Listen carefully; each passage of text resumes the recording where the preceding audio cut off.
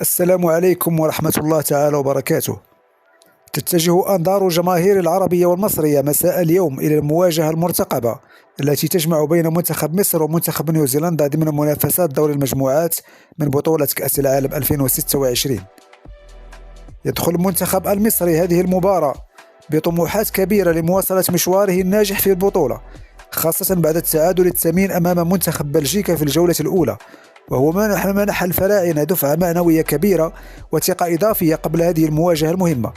أما منتخب نيوزيلندا فقد أظهر شخصية قوية في مباراته الافتتاحية عندما تعادل مع إيران بنتيجة هدفين لكل فريق، مؤكدا أنه لن يكون منافسا سهلا.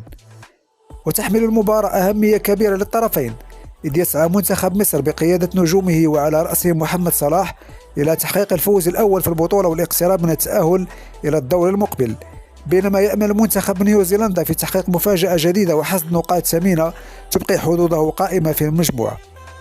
من الناحية الفنية يعتمد المنتخب المصري على السرعة في التحول الهجومي والمهارات الفردية للاعبيه إلى جانب الخبرة الكبيرة التي يمتلكها في البطولات الكبرى.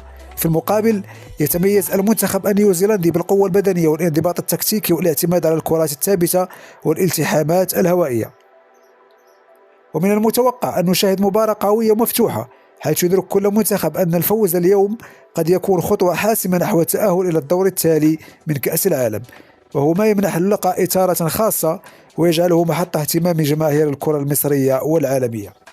إن أعجبكم فيديو لا تنسوا اللايك ليه والاشتراك في القناة، والسلام عليكم.